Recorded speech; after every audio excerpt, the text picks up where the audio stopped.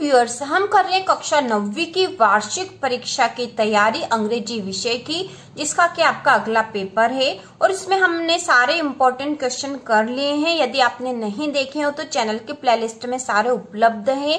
प्रश्न बैंक के सभी सॉल्यूशन उपलब्ध है, क्योंकि पेपर प्रश्न बैंक में से ही आएगा। गणित का पेपर भी प्रश्न बैंक में से ही आया है, इसलिए हमें प्रश्न बैंक से ही तैयारी करनी है। तो इसमें हम कर रहे हैं read the following extract and answer the question given below. इसका पहला पार्ट हम बना चुके हैं और उसमें हमने 3 एक्सट्रैक्ट मतलब 3 जो पैसेज है आपकी बुक में से, आपकी इंग्लिश की बुक के 3 पैसेज हमने पढ़ लिए थे। आज हम चौथा पैसेज पढ़ेंगे और ये एक 3 नंबर का प्रश्न आएगा। प्रश्न बैंक में 5 पैसेज कुल दे रखे हैं, इसमें से एक क्वेश्चन जरूर आएगा और 3 नंबर में क्वेश्चन आएगा। बहुत आसान है, आपको इसको याद भी नहीं करना पड़ेगा, केवल आप देख लोगे तो ही आपको समझ में आ जाएगा। इसमें से छाट के ही अपने को आंसर बताना है इसके लिए, तो यह बहुत आसान है। तो शुरू करते हैं। पैसेज 4।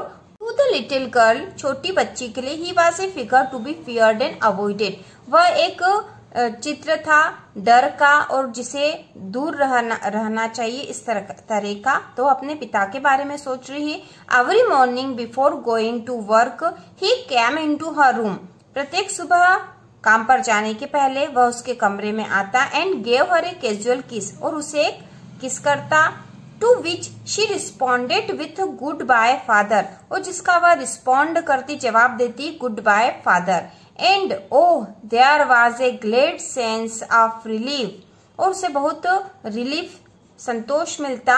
when she heard, जब वह सुनती the noise of the carriage growing fainter and fainter down the long road, और जब वह उनकी गाड़ी की आवाज जाने की आवाज सुनती, धीरे धीरे होती जाती, मतलब गाड़ी दूर होती जा रही है, तो उसे बहुत संतोष मिलता था। तो अब यहाँ पे क्वेश्चन दे रखे हैं। The little girl feared and avoided. Little girl किससे फियर अवॉइड थी?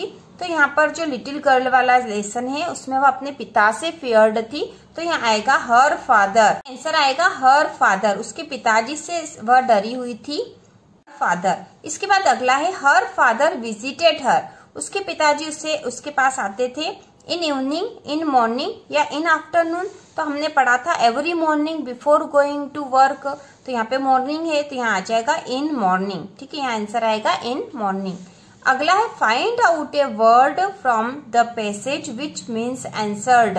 पैसेज में से एक ऐसा शब्द ढूंढना है जिसका अर्थ होगा आंसर्ड। आंसर्ड का जैसा अर्थ है उत्तर, उसी प्रकार के अर्थ वाला शब्द हमें ढूंढना है। तो वह शब्द है यहाँ पे रिस्पॉन्डेड।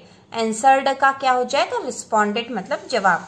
तो यहाँ हम इसके आंसर में हम लिखेंगे रिस्पॉन्डेड, RESPONDED, रिस्पॉन्डेड। इसके बाद अगला पैसेज तो दे रखा है for reasons I have never been able to understand. क्या कारण है मैं समझ नहीं पाता था। A sudden demand for tamarind seeds erupted in the market. तो यहाँ पर टैमारिंड सीड मतलब जो इमली के बीज है उनकी डिमांड मार्केट में एकदम बढ़ गई थी। I use to collect the seeds, में बीजों को इकट्ठा करता and sell them to a provision shop, और वहां एक दुकान पर बेच देता ऑन मॉस्क्यू स्ट्रीट, मस्जिद वाली गली में। A day's collection would fetch me the princely sum of 1 anna. एक दिन के इकट्ठे करे हुए बीज जब मैं बेचता तो उससे मुझे 1 आना मिलता। माय ब्रदर इन लॉ, मेरे brother in law Jalaluddin would tell me stories about the war. वो मुझे युद्ध के बारे में कहानी सुनाते, विच आई वुड, जिसे मैं later attempt to trace in the headlines in Dinamani. Dinamani समाचार पत्र की हेडलाइन में बाद में उन्हें पढ़ता था। अवर एरिया, हमारा क्षेत्र, बीइंग आइसोलेटेड, अलग था, was completely unaffected by the war, जो कि युद्ध से ज्यादा प्रभावित नहीं था। But soon India was forced to join the allied forces, लेकिन बाद में भारत को जबरन अलाइड फोर्स ज्वाइन करनी पड़ी। And something like a state of emergency was declared, और एक प्रकार से राज्य की इमरजेंसी जैसा डिक्लेयर हो गया था। तो यह पैसेज जो है हमने पढ़ा है, आपकी बुक का पैसेज है, आपको पता ही होगा कौन से लेसन का। तो यह लेसन है माय चाइल्डहुड लेसन का है और यह जो है डॉक्टर अब्दुल कलाम का जो जीवन के बारे में बताया गया है, उनके बचपन के बारे में। तो यहाँ पहला क्वेश्चन है from which lesson the above passage has been taken. यह पैसेज किस लेसन से लिया गया है? तो इसका आंसर होगा माय चाइल्डहुड। ठीक है, माय चाइल्डहुड लेसन से लिया गया है। और ऊपर वाला जो पैसेज हमने पढ़ा था लिटिल गर्ल वाला, यह द लिटिल गर्ल वाले लेसन से लिया गया है। ठीक है, इसके बाद अगला है Abdul Kalam earned money by selling. Abdul Kalam क्या बेचकर पैसे पाते थे? न्यूज़पेपर, टर्मरिंड सीड या स्वीट्स। तो यहाँ आएगा सीड्स, टमारिंड सीड्स। इसके बाद है दिनमणि वाजे। दिनमणि क्या था? तो यहाँ आ जाएगा न्यूज़पेपर। ठीक है, न्यूज़पेपर था। इसके बाद जो अगला क्वेश्चन है read the following extract and answer the question given below.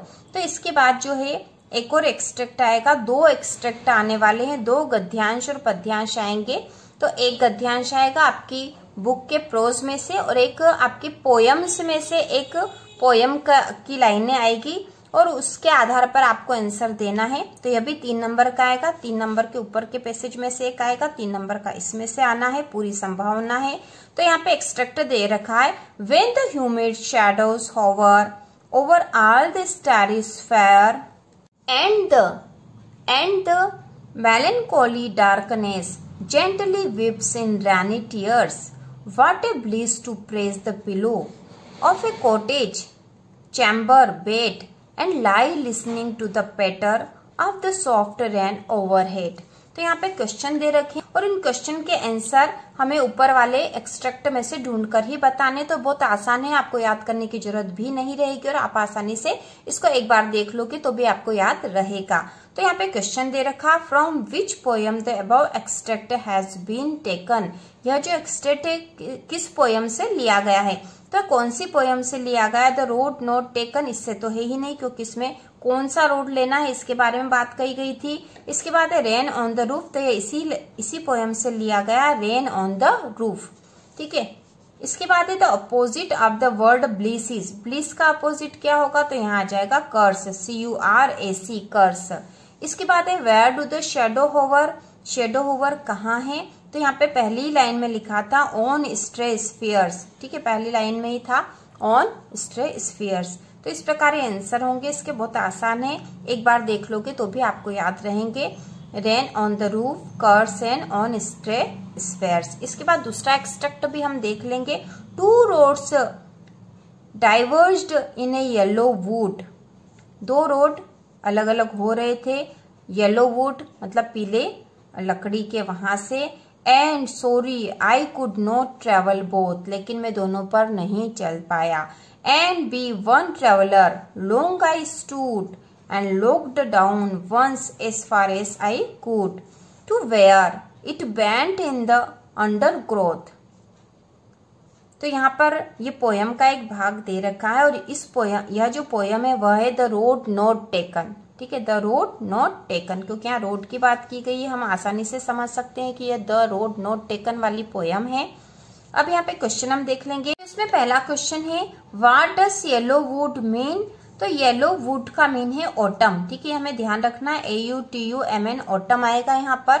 इसके बाद दूसरा है why was the traveller feeling sorry. Traveller sorry क्यों फील कर रहा है? Because he could not travel both the road. तो यहाँ आंसर यही आएगा, because he could not travel both the road, क्योंकि यहाँ दे रखा है and sorry I could not travel both. ठीक है, इसके बाद अगला जो क्वेश्चन है from which poem the above lines have been taken. किस पोयम से लाइनें ली गई है? तो हमें पता है the road not taken, the road not taken poem से लाइनें ली गई है। तो इस प्रकार हमने पोयम के भी इम्पोर्टेंट एक्सट्रैक्ट देख लिए हैं। इसके बाद एक और पार्ट होगा जिसमें पोयम के 2 और एक्सट्रैक्ट हम देख लेंगे, जिससे कि आपका यह भाग पूरा हो जाएगा। तो इसी प्रकार के और वीडियो देखने के लिए, वार्षिक परीक्षा की तैयारी के लिए चैनल को सब्सक्राइब कीजिए।